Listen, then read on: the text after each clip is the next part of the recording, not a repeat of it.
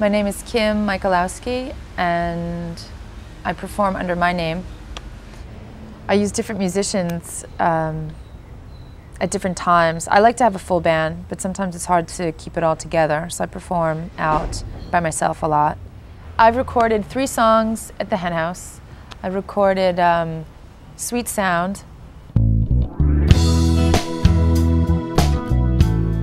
Sweet Sound to me is inspiration, and inspiration usually comes to me as music, or through me as music, or to my ears as music, so it's a sweet sound.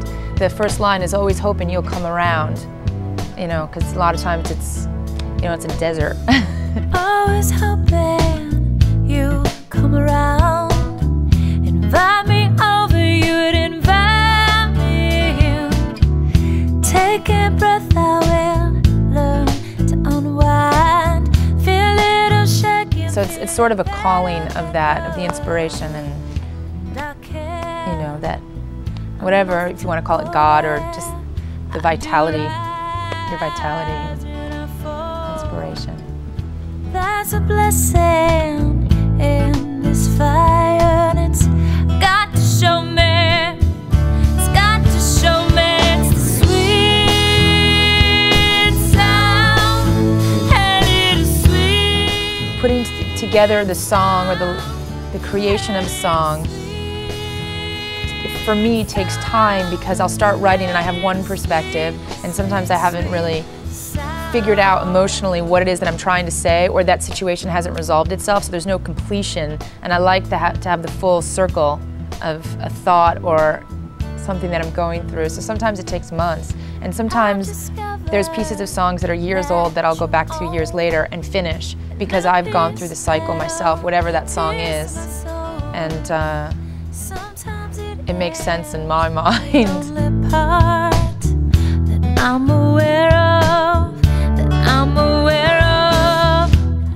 Growing up, I listened to a lot of rock and roll, American pop radio. I was in Syracuse, New York, so I wasn't exposed to, you know, world music. I didn't even know other things existed.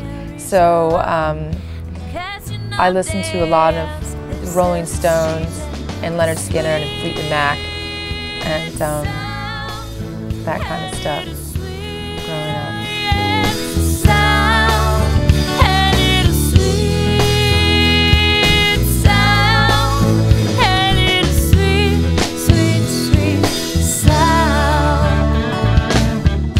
The only thing that saved my ass was music.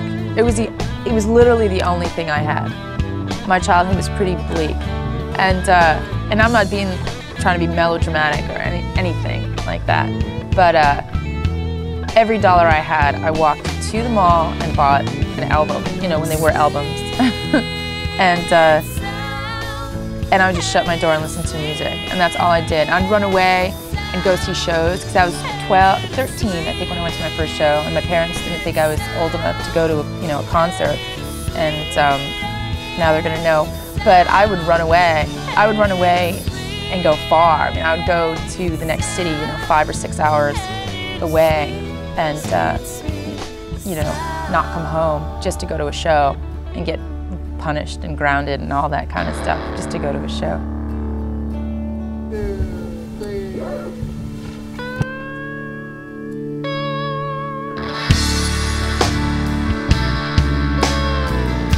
So the third song I recorded was Fruit, and Fruit, that came in one spell, one shot. That was good. Fruit is about when I was unsure about leaving a relationship with somebody that I loved, and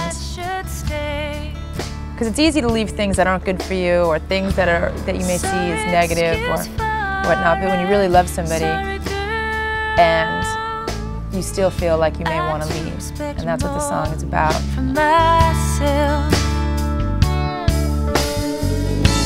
shaking the fruit down from the trees, shaking the fruit down from the trees. Always wondering, could we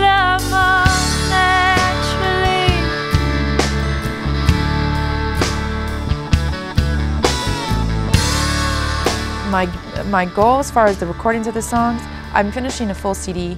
I think it's going to be 9 songs when it's done. So I have bits and pieces from other studios and other recordings that I'm putting together, and I'm going to have one final CD and play more shows, sell CDs, go on the road. I'm an independent artist now, so unless that changes, I'll be doing everything myself.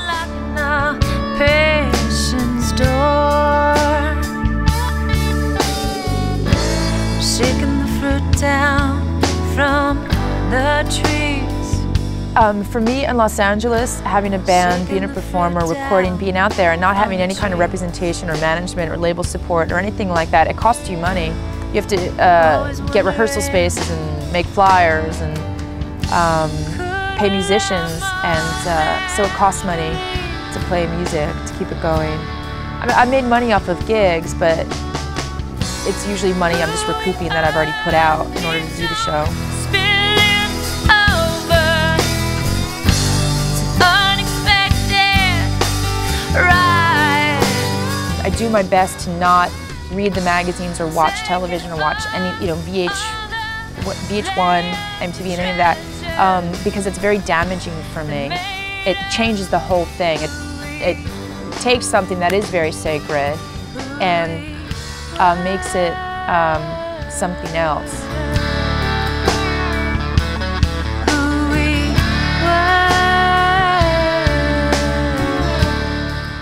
I still go to shows all the time.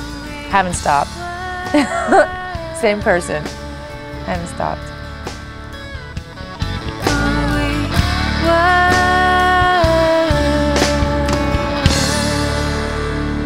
And as far as advice, you just have to persevere, and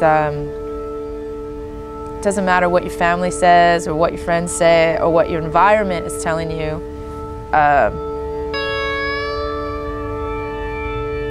You got that little voice inside that you have to follow.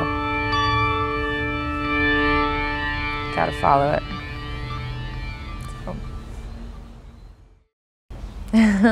So.